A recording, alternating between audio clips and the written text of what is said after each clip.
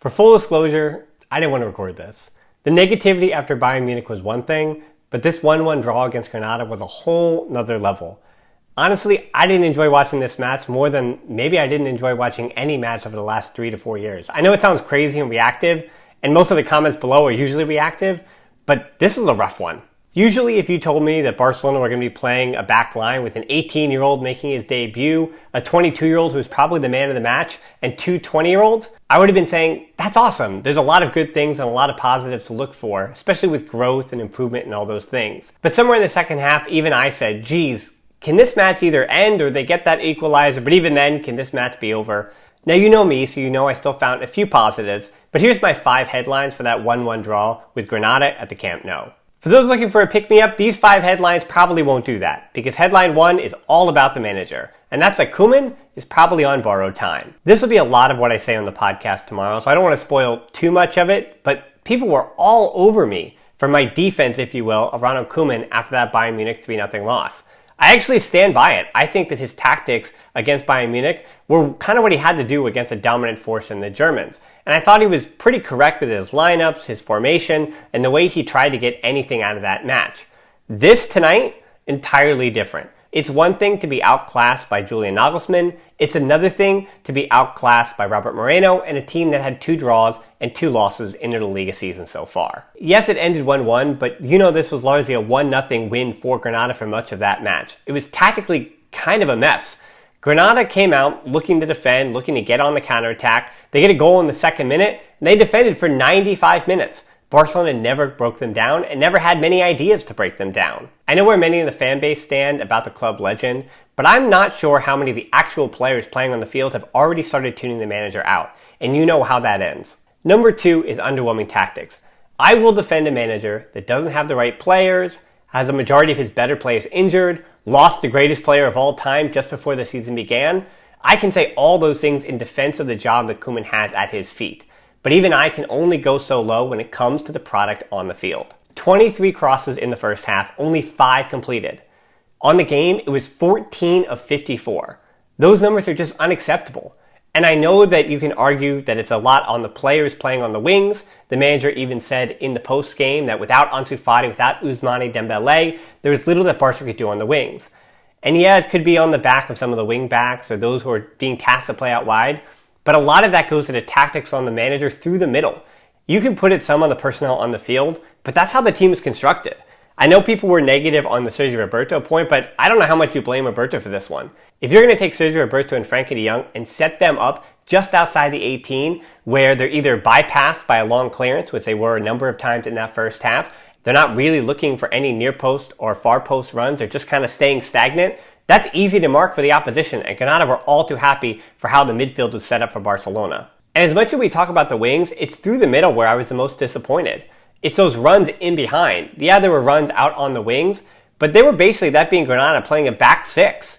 You got to get behind that back 6. Memphis Depay tried a few times. There was that one ball from Coutinho, a few from Busquets, but it's got to be somebody else. Whether it was instructing Demir to try to get in behind, whether it was trying to bring one of those wing backs in and push numbers out to a strong side, just some idea to try to push more players in behind. Sure, you're called offsides a few times, but there was nothing coming through the middle. And Granada were so happy just to force the ball out wide and assume that they were going to be able to deal with every cross, which largely they did. So as Barca's midfield were pretty much out of this game, late on the manager puts in Luc de Jong and Gerard Piqué.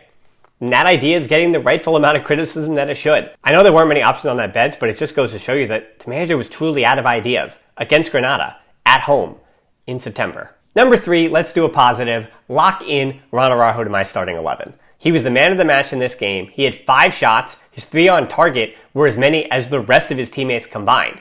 He was defensively the rock that Barcelona needed out on the counterattack. And offensively, again, he was the only one who was playing with all those intangibles, that intensity, that will, that desire, all the qualities we talk about in the ether about what makes up a good footballer once they have the skill intact.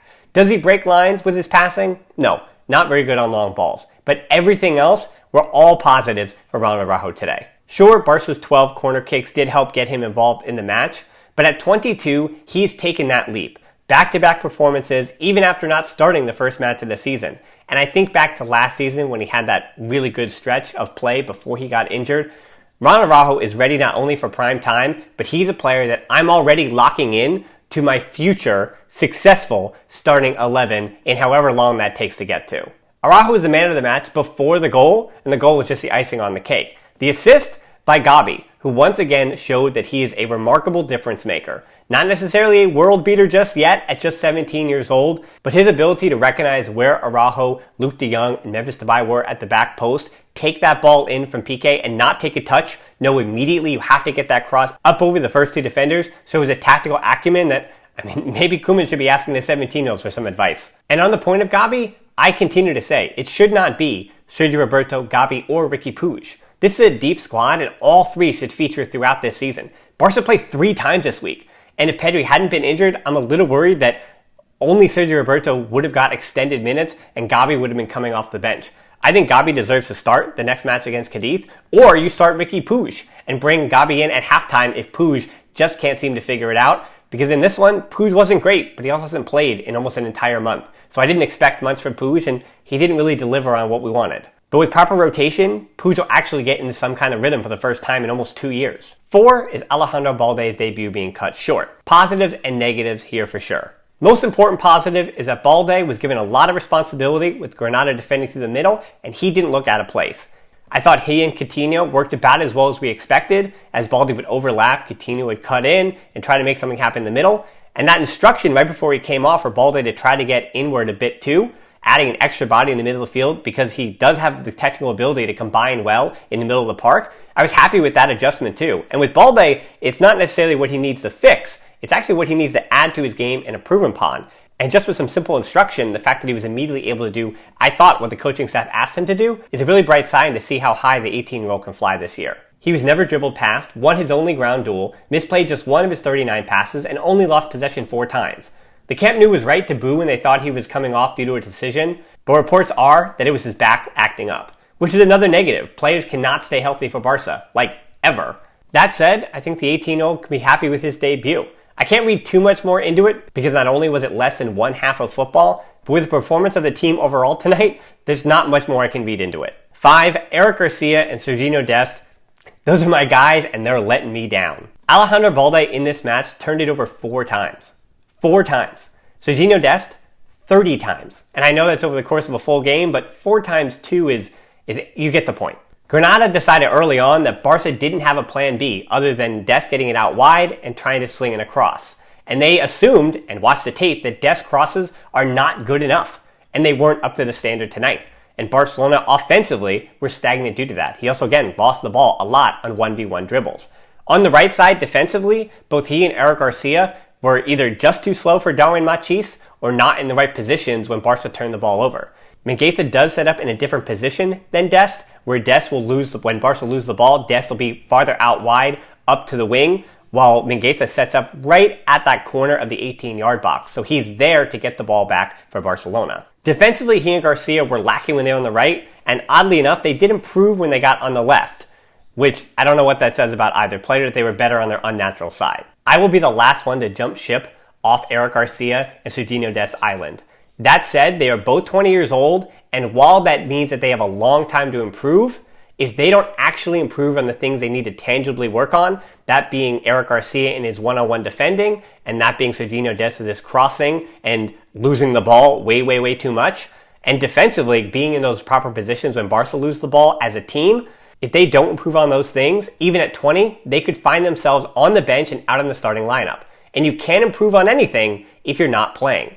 So as much as 20 feels like they have a lot of time, the lights are on now for Dest and Garcia to improve and impress, especially if a new manager comes in. I feel like I didn't leave myself too much to say on the podcast tomorrow, but I will have a guest who will help me out with that. I didn't mention Busquets, Memphis, Coutinho, or Demir, so I guess there is something to talk about. But after that 1-1 against Granada, this was a lot about feelings, this was a lot about those headlines, and we'll see where I'm at tomorrow. Maybe I'll be a little more positive, but Barcelona do play 2 more times this week, so there is plenty of time to talk about the tactics or lack thereof, and maybe any big changes that might be happening at FC Barcelona this week. And until then, Forza Barça.